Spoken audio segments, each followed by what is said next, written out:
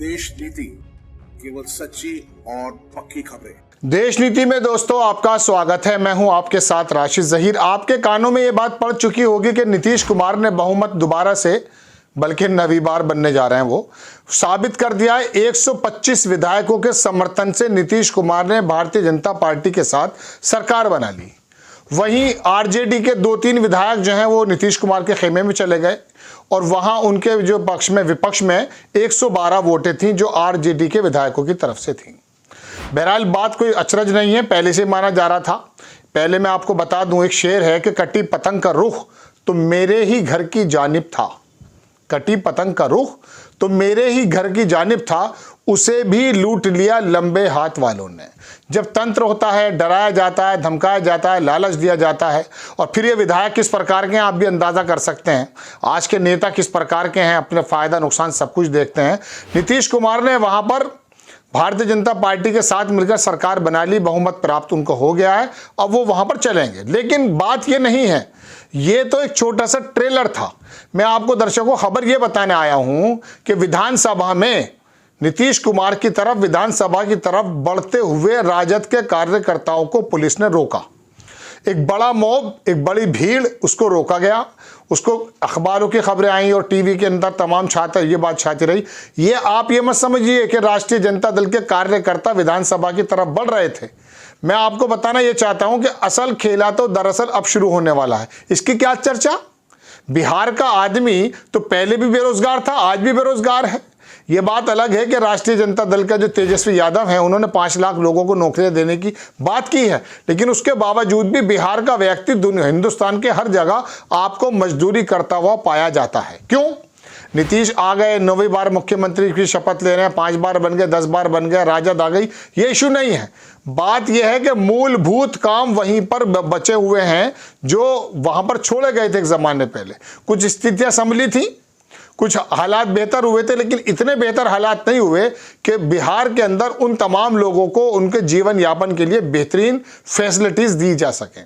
खैर, आपको और मुझे और दर्शकों को और वोटर्स को मजा इसलिए आता कि नीतीश कुमार आ गए या तेजस्वी चले गए। बात यह है कि क्या पाया और क्या खोया, और अब आने वाले समय में जो राजनीति वहां करवट लेने वाली, क्या वो देश को एक नई निगाह, एक नई दर्शन कराने वाली है? दर्शकों, बात यह है कि तेजस्वी यादव का कद इतना वाकई बड़ा नहीं था जब वो नीतीश कुमार के समकक्ष चलते थे, लेकिन अब आकर के तेजस्वी यादव को पूरे बिहार के अंदर, जिसको सामाजिक न्याय की धरती कहा जाता है, वहां जेपी के रूप में देखा जाने लगेगा। 2-2.5 महीने बाद जो इलेक्शन आने, जिसकी वजह से तमाम ये खेला हुआ है, नीतीश कुमार को इधर लाया गया, चूंकि महाराष्ट्र और बिहार ये दोनों ऐसे पॉकेट थे जो भारतीय जनता पार्टी यानी कि मोदी जी के 303 वाले आंकड़े पर कम से कम 70-80 सीट कम कर रहे थे। अब वही उनकी नज़र वही थी। कांग्रेस ने भारतीय जनता पार्टी ने नीतीश कुमार को किस प्रकार से अपने पाले में किया और वहां पर किस तरह से तोड़फोड़ मच रही है। लेकिन बताना यह चाहता हूं कि बिहार के लोग सामाजिक न्याय के परिवर्तन में शुरू से अग्रणी रहे। जेपी के समय भी ऐसे ही लोगों ने जमीन पर उतर के बिगुल बजाया था। बाकी देश का जो तमाम व्यक्ति है उसके अंदर इतनी चेतना, मैं ये नहीं कह रहा हूं नहीं है, लेकिन जितनी बिहार में है वो नहीं देखी जाती। बिहार का व्यक्ति चेतना से भरपूर है, अखबार पढ़ता है, सामाजिक न्याय के बारे में बात करता है, वहां धार्मिक उन्माद भी नहीं है, और यही वजह है कि भारतीय जनता पार्टी वहां अपना चीफ मिनिस्टर दे नहीं पाई आज तक, क्योंकि वो लोग पिछड़े होने के बावजूद भी राजनीतिक बहुत सक्षम है, बड़े पढ़े लिखे समझदार काबिल लोग हैं। अब वहां से दर्शकों, तेजस्वी यादव के रूप में लोकसभा में एक ऐसा काम होने जा रहा है कि नीतीश कुमार की जो पर्सनैलिटी थी, जो उनकी क्रेडिबिलिटी थी, वो नीचे घट गई है और उनका एंटी वोट कांग्रेस या राजद की तरफ चला जाएगा। और जितनी उम्मीद मोदी जी और नीतीश कुमार कर रहे थे कि मिल करके शायद कर देंगे, ये वाला झटका जो बार बार लग रहा है सरकार गिराने का, फिर भारतीय जनता पार्टी के साथ जाने का, इससे नीतीश कुमार की क्रेडिबिलिटी बहुत ज़्यादा कम हुई है, जिसका फ़ायदा तेजस्वी यादव कर रहे हैं। और तेजस्वी यादव उस भीड़ का, जिस भीड़ का मैं जिक्र कर रहा हूं ना, उसके अलावा बिहार के उन तमाम लोगों का प्रतिनिधित्व करने के लिए एक बड़े नेता के रूप में उभर आए।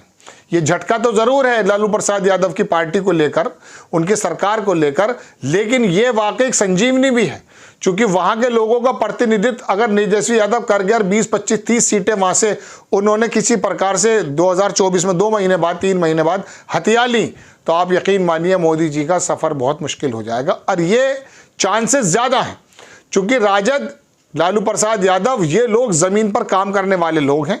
एंड नीतीश के बारे में मैं तीसरी चौथी बार कह रहा हूं कि उनकी क्रेडिबिलिटी खत्म है, और वो तमाम चीज जो है शायद कांग्रेस की वजह से भी और तेजस्वी यादव के जुझारूपन की वजह से उनकी तरफ जा सकती है। ये हार होने के बावजूद लोकसभा में तेजस्वी यादव को सहानुभूति वोट और नीतीश कुमार का एंटी वोट इकट्ठा होकर के भारतीय जनता पार्टी को 39 सीटें जो दिलवा गया था 2019 में, उसको बहुत नीचे ले आएगा। ये एक आंकड़ा है, एक उम्मीद है, क्योंकि मैंने आपको बताया वहां का जमीनी मामला, वहाँ के जो लोग हैं वो किस तरह से चिंतन मनन करते हैं। तो ये तमाम चीज़ें दर्शकों आपको जहन में रखनी चाहिए। और वहाँ जातियों का बड़ा ज़बरदस्त प्रभाव है।